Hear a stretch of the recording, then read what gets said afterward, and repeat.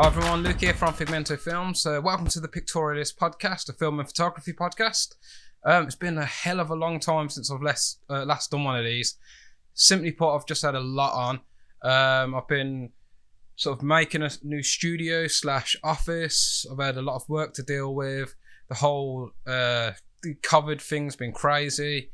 So I've just had a hell of a lot on, and my mind's not really been into doing stuff like this for a while.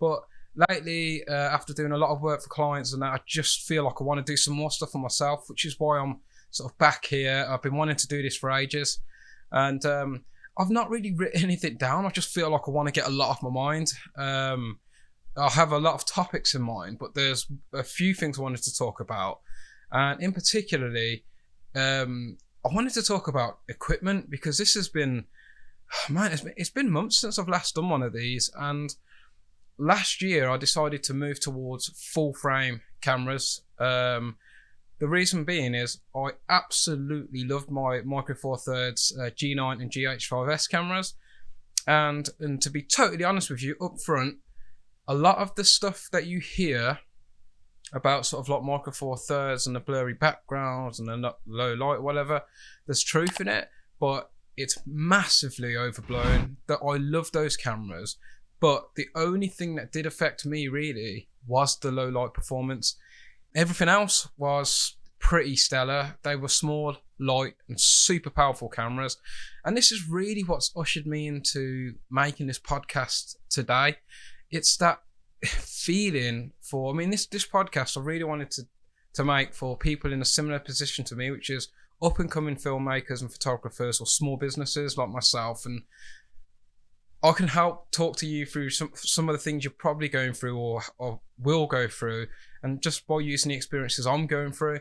And that is, as you start researching what cameras and stuff you need and the equipment, you very quickly descend into feeling like in this very keeping up with the Joneses kind of way of doing things. And I'm here to say you really don't need to do that, because last year the sheer amount of cameras that come out and are still coming out was absolutely incredible. It was just a avalanche of month after month, camera after camera after camera, and there have been some absolutely stellar improvements to all these new cameras that are coming out. But for me, I had done a ton of research, and I found what I think is the best bang for buck camera you can get on the market. Well, it is for me. It won't be for everyone. And I am a little bit of a Lumix fanboy, because I've used their equipment for a long time, but it's mostly because I really have come from a filmmaking background, and their filmmaking tools tend to be stronger than the competition. However, everyone is catching up. So after doing a lot of research, basically, I ended up going for the Lumix S1, which is just fantastic. The only downsides for a lot of people would be the size and the weight. For me, it's only the weight. I like a bigger camera, but the weight is heavy.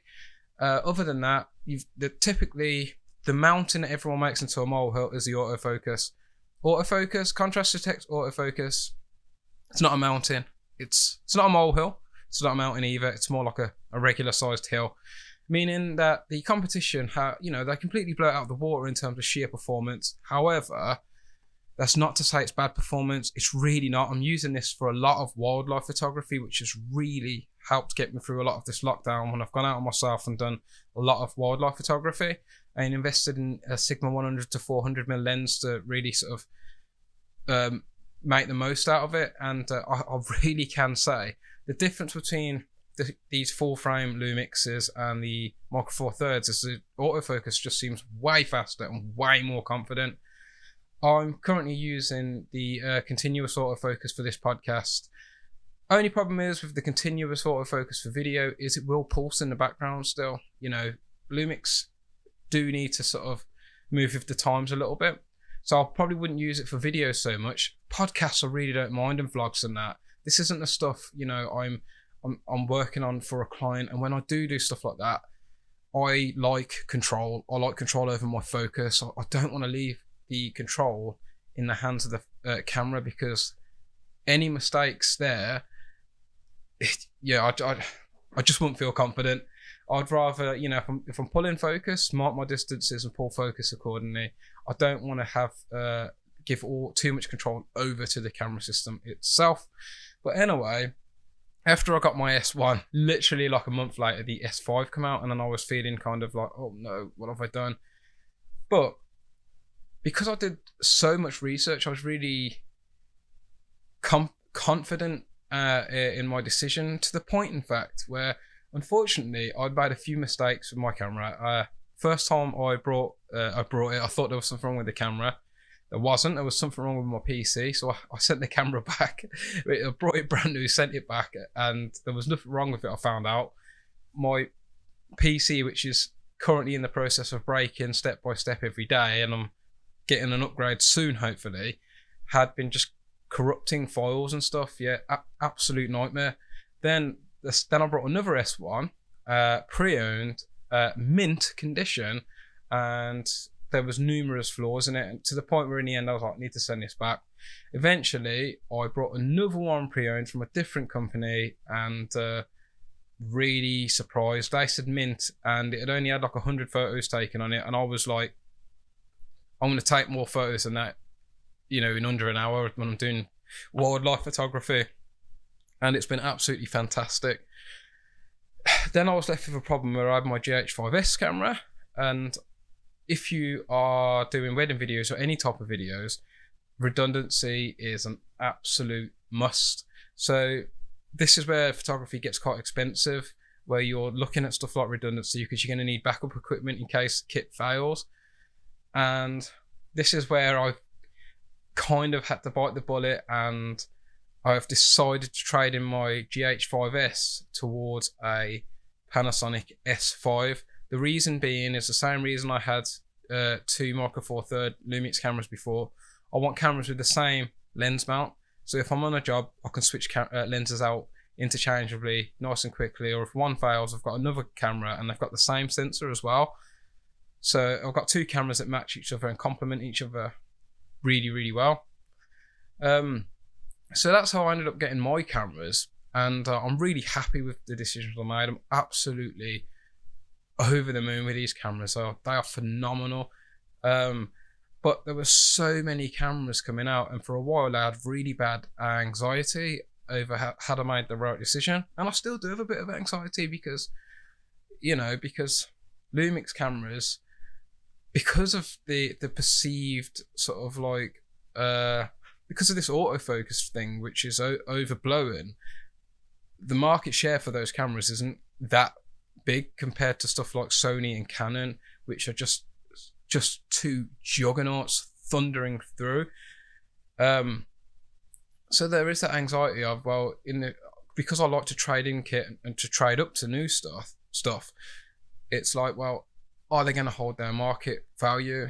I'm not sure, but at the same time, you've also got to take into consideration that, are you using these tools to make money? Because if you are, then they should pay for themselves. I am very confident that they will pay for themselves.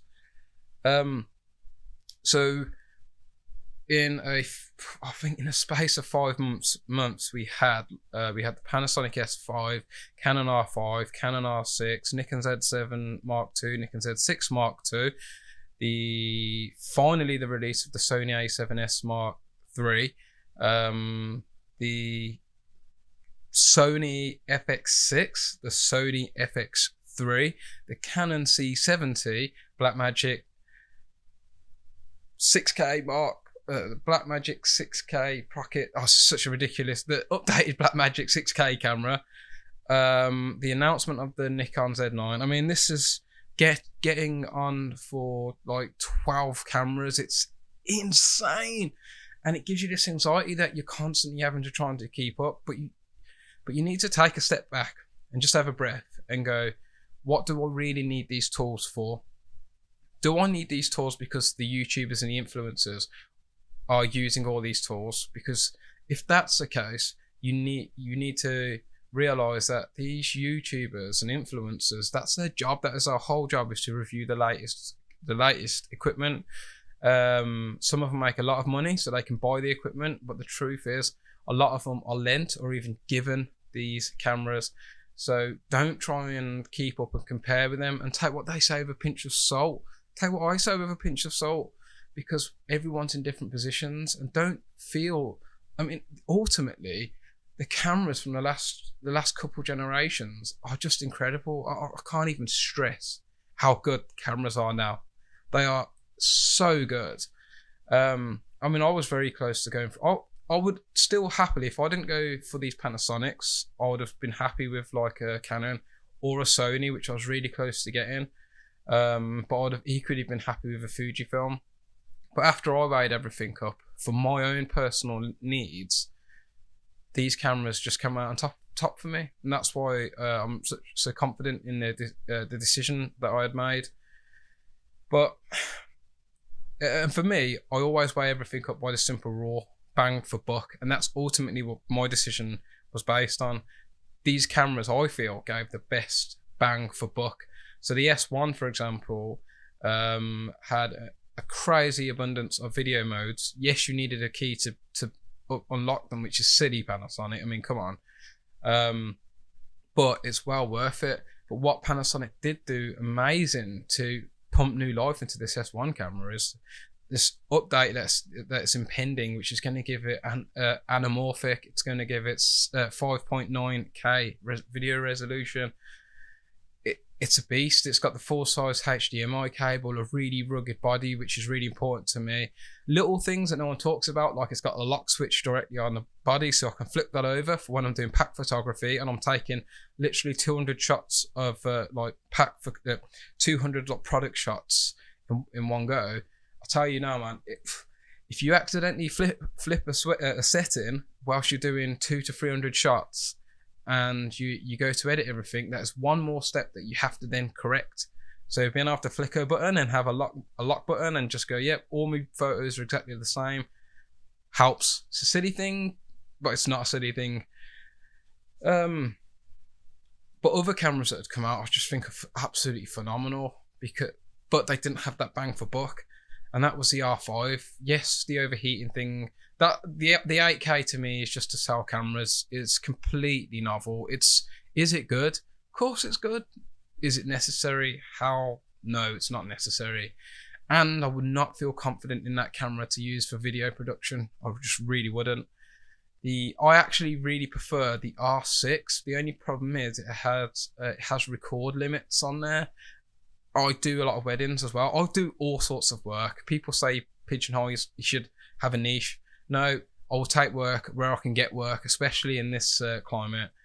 And having one camera being able to do unlimited record times is absolutely essential for me. The R6, though, I do really like that. That was real close camera for me. I've used Canon a few times in the past. I've had a Canon 5D Mark II, which I absolutely loved. It was a fantastic camera. The Sony A7S Mark III, it's just incredible. Sort of like it's basically is a cinema camera. The only thing was the 12 megapixels. Now everyone goes on about my GH5S was 10 megapixels, and people kept banging on about these little. They're so annoying. They're like little gnats. 10 megapixels. Oh, it's 12 megapixels. No, the truth is, take the picture, have a look. Does it look good? Because my GH5S, in terms of just quality, I think looked better than my G9. It was fantastic picture quality. Now, pixel peepers, I don't know who goes into these art museums and they go up to these paintings and look at every little bit of paint. Your pictures aren't viewed like that. Those sort of tests that some people do are good for sort of clinical sort of testing, but in the real world, doesn't really go down like that. So the A7S is an incredible all-around camera. However, saying what I've just said, I do the extra 12 megapixels, because I'm doing a lot more animal, wildlife photography now, is a big deal for me. It's just a bit more room to play with. But that camera is just, it's incredible. You've all seen it. It's absolutely incredible. But ultimately, the R5, the A7S, and the quite a few of the others, they just don't have that bang for buck because the prices are just skyrocketing up. And I think it can be really easy to become disconnected as numbers get higher, but they don't seem to mean anything. It's well, £6,000, I can get £6,000. But no, you've really got to take a look at what you're buying, and then always do this little test. Look at other equipment you could get or have been thinking about getting, and tally it up and see what the price is. If your camera is £6,000, but you could have got a complete lighting kit, a new computer, sound equipment. You could build a studio for £6,000. It's a decently sized studio with some decent lights, a nice camera. It's a hell of a lot of money. And I think this is because the camera market is shrinking, so cameras are getting more expensive. And unfortunately, we're losing out on Micro Four Third cameras like Olympus because there's this perceived dip in quality, and it's not that big. The dip is not that big. It really isn't. I've used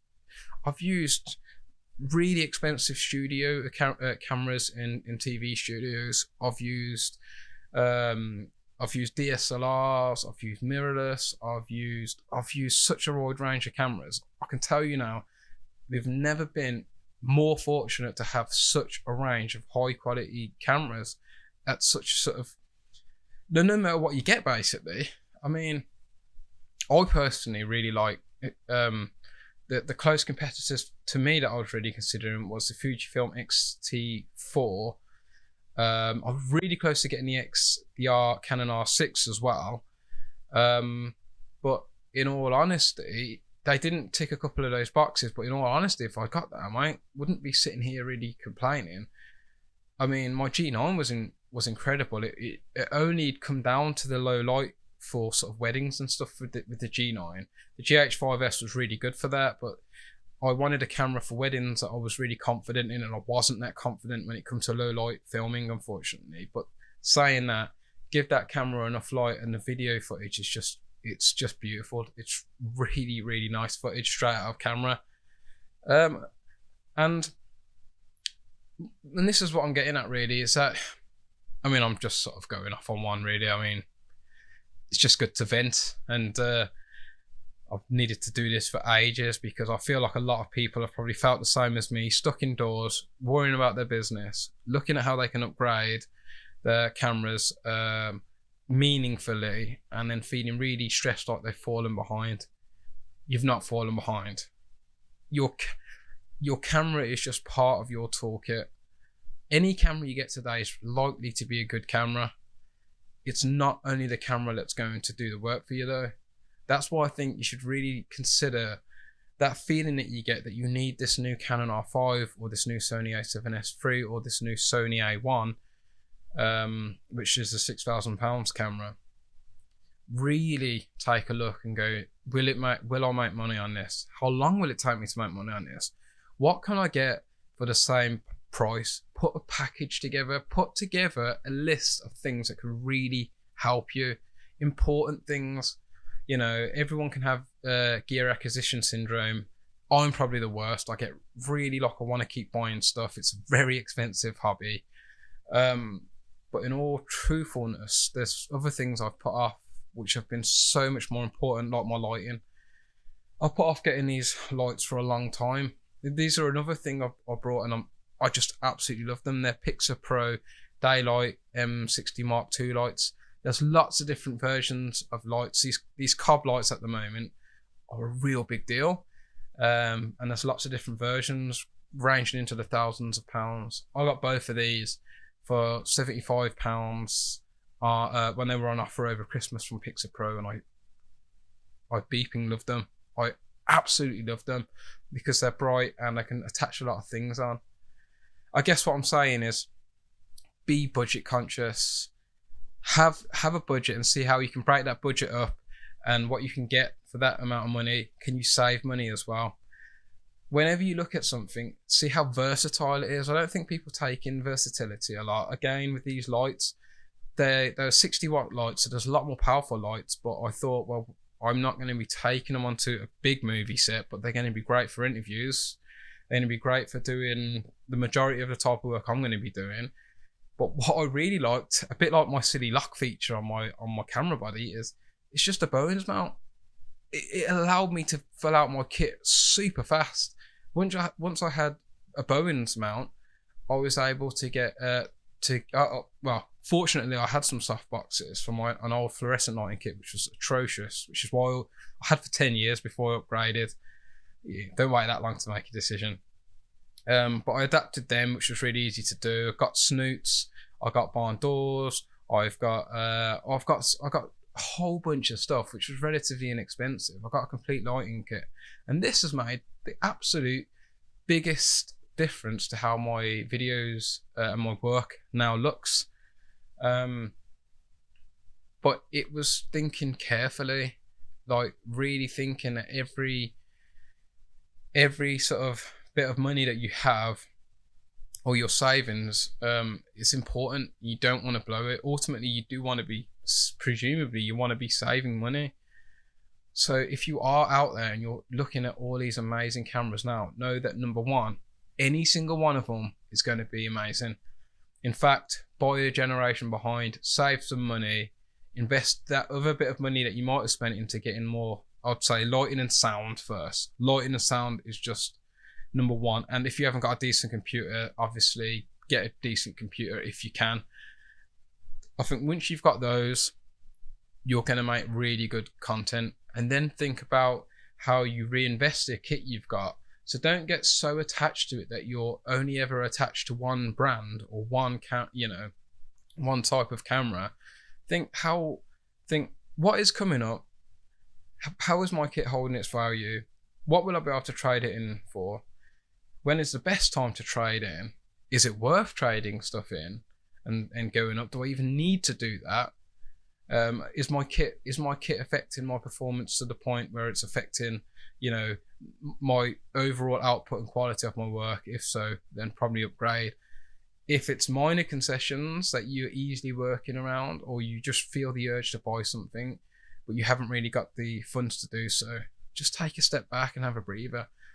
In fact, the best thing you can do is pick your camera up, plan something and film something, and just remember that you're an artist and a creative, and the camera is just a part of it, just helps facilitate that process.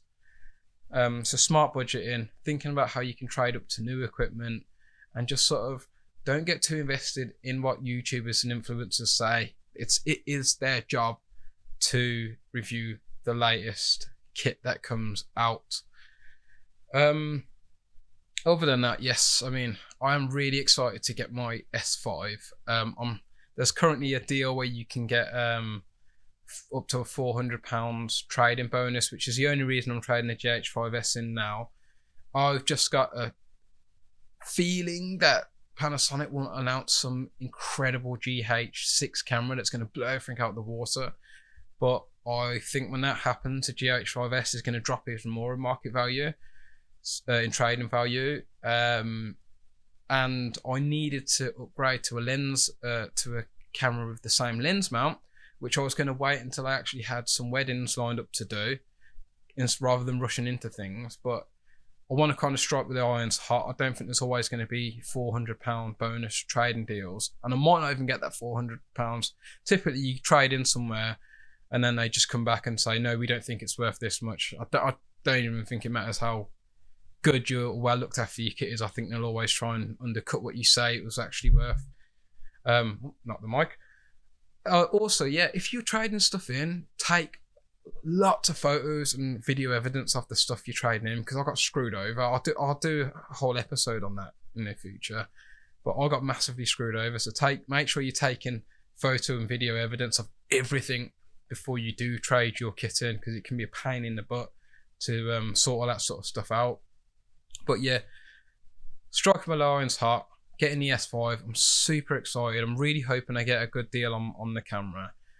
And apparently the deal I'm actually after on the S5, it comes with the 24-70 2.8 Sigma art lens. So basically I'll have two cameras, my Lumix S1 with the Panasonic 24-105, and hopefully the Panasonic S5 with the 24-70mm Sigma art lens. Two cameras I can sort of take with me into the field, interchangeable lenses, and I just feel a lot more confident with any sort of jobs that I have coming up. Potentially, hopefully, a wedding in August. But yeah, today's video was just mostly about the onslaught of cameras. I mean, I love it. I'm absolutely, like I say, I'm the worst. I am absolutely and utterly addicted to watching camera and tech videos and reading up about camera stuff. You have got to be obsessed to sort of get anywhere with anything that you're doing on. I am utterly. It's only because I've got a girlfriend I realised how obsessed I am. It is like all hours of the day, and I just can't get enough of reading about stuff. But it did trigger a massive anxiety in me about sort of, have I got the best stuff? Do I need this? I really need a Sony. It's definitely got to be a Sony. Need a Sony. Got to be the Sony. Got to be. And then I'm just fortunate enough to be, because I'm a deep thinker. The benefit of that is, the con of that is going in, thinking yourself into some horrible anxiety. But the benefit can be, or it also brings you around to sort of moments of enlightenment, where you kind of go, oh, just take a breather. You don't actually need all of that. You're comfortable with using this camera, and it does all the things you want to do. You're going to be fine. So yeah, I'm the worst for it, and I absolutely love it. That Sony A1, absolute beast. 50 megapixel cameras with ridiculous burst rate, which is, it's just insane. The cameras now are just getting absolutely ridiculous, but the price, I was just like, a great camera, but I ain't paying $6,000 for it. No way, unless I was like a sports photographer or something. Same with the Sony A7S Mark III. I love that camera. But for me, it's always that bang for buck thing. It's a bang for buck that excites me. It's knowing I can get the absolute performance versus price. So the camera that weirdly excites me most, outside of my sort of the cameras I've settled on, is the Canon R6. It's a 20 megapixel camera, but the video modes are phenomenal. The autofocus is absolutely incredible.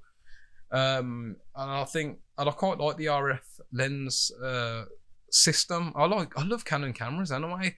Sony have improved their performance through the operating system finally, but it's still not great. For me, when I was jumping between the Canon and the Panasonic, it was really intuitive. It was really easy to make the change. When I've jumped onto Sony cameras, I was like, I don't know what I'm doing. But you know, it's getting better. It's got a hell of a lot better actually. Really sad to see Olympus possibly go under. Not sure what's going to happen now, to be honest. I think anyone just getting into photography, Micro Four Thirds cameras are really good. The crop factor isn't a big deal like they make it out. In fact, if you're doing wildlife, it's a big benefit. The G9 is an absolute beast for wildlife photography, but you do have to think about that low light. But again, it's one thing I would say with those cameras is, there's this thing about ISO, about keeping it at certain positions and that. The sensors have got so much better now. On that G9, push the ISO higher than what you think you can, because I promise you can push it higher than your 3200 absolute max. I think people say 1600, but I was going 3200 and a bit more, and fine. Really, really good quality. Other than that, I've just been busy. I've just come here to vent. I mean, this is going to be a really crazy episode of me just going motor mouth, getting everything out of my head. But it feels good to be in a new studio. It feels good to sort of be back doing another podcast. I hope I've helped anyone else out there. I mean, if anyone's got any questions, you can. I've just put a new video up over on my YouTube channel, which is looking at the K&F concept diffusion filter. You can leave some questions over there. You can go to my Figmento Films Facebook page or Instagram. Ask me any questions. I don't think a lot of people watch these podcasts, to be honest. I'm just doing this for me. I'm not really making money off it. It's just a good way to vent, and I like being creative. That's another tip. If you're constantly looking for reasons to justify what you're doing, don't do it because you want to do it. You don't need any other justification. If you want to make something. Simple as that. Don't go, well, I originally started this podcast, and the reason I'm doing YouTube videos occasionally was to help help make me more authoritative within my field. So and also build familiarity with clients. So if anyone goes to my YouTube pages or finds this podcast, and then they go, oh, we're looking for a wedding videographer. Oh, we've seen him on YouTube. They've got that familiarity there, so it's kind of like building a bridge already. I'll do an episode on this in the future, hopefully. But I've recently just come to the conclusion as well that sometimes I just want to make stuff, and I don't have to justify it, and you don't have to justify it. Just make whatever you want, especially if you've invested your money or your time in this equipment. Use it. Don't just wait for clients to arrive. In fact, it's those times in between waiting for jobs where you should be honing your craft. For me, I know that I'm pretty confident in editing, but I want to make bigger. I'm pretty confident in editing, but I want to make bigger strides in sort of like animation. Just particularly when it comes to stuff like kinetic text, I don't want to be an animator. Just stuff that I know kinetic text is attractive to clients, and I could get better at using that. But yeah, other than that, I hope I've helped a little bit today. A bit more of a rant, but you know, who cares? As long as you can take something with you, I'm happy. But I'm hoping to get more episodes up. If you do like this episode and you're watching on YouTube, please hit the like button and the subscribe button and leave comments on that. It really, really does help. You know, I'm doing this because I want to do it, but also I really want to help people. I used to train a bit of photography, so I guess I've got that in me to sort of like helping people. So it kind of makes it worthwhile just seeing the subscribers go up a bit and just knowing that people are watching or interacting. And if you're listening to this and also follow it, I'll be uploading it to various sort of podcasting platforms and stuff like Spotify. So please just follow it, and I'll have some more stuff coming up over the weeks. The next few episodes, once I get around to them, will be a bit more structured, but this is my big vent, and it's been really good doing this. So I will see you all again very, very soon, and take it easy, everyone. Bye for now. The Pictorialist. Follow us on iTunes, Spotify, or wherever you get your podcasts.